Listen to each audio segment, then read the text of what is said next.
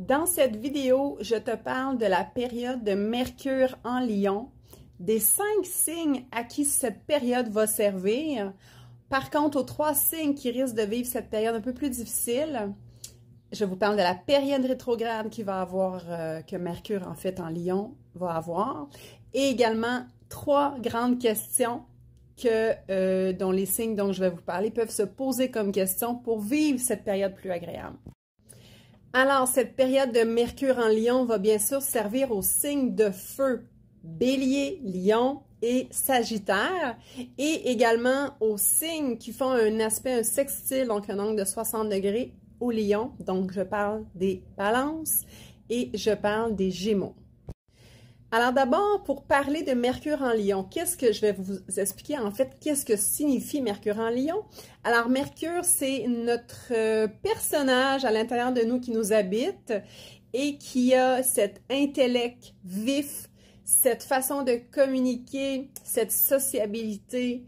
Donc Mercure en Lion, ça fait une communication qui est spontanée, qui est dans la joie, qui est dans le cœur d'enfant, qui est dans la sensibilité, l'authenticité, la joie de vivre. Et j'ai même envie de dire l'humour, donc beaucoup d'humour. Donc Mercure en Lion, soyez pas surpris si vous ressentez.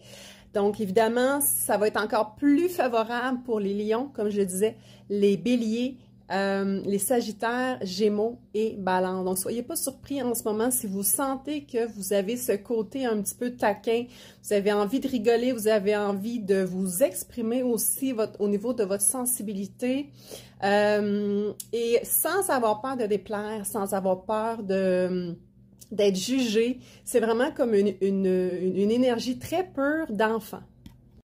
Alors, les 3 signes à qui cela risque d'une période un peu moins facile au niveau des communications et que pour eux, ça sera peut-être pas naturel, cette énergie dont je parlais, qui est peut-être énergique, contagieuse, enfantin et tout.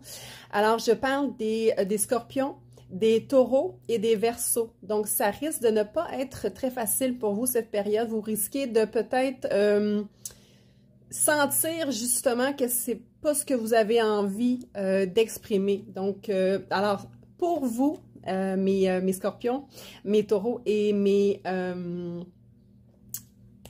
verseaux, j'ai envie de vous poser 3 grandes questions qui vont faire en sorte que ça va peut-être ouvrir votre cœur. Comment je pourrais mettre de la joie dans mon quotidien pour ne pas être trop sérieux? Et pour ne pas avoir peur, justement, de passer pour, en fait, avoir peur de rire de soi. Donc, essayez d'aller dans l'autodérision, le cœur d'enfant.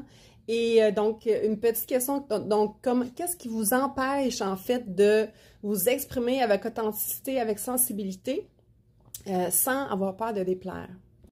Une autre question qui est vraiment pertinente, c'est comment je pourrais faire pour sortir de mon mental,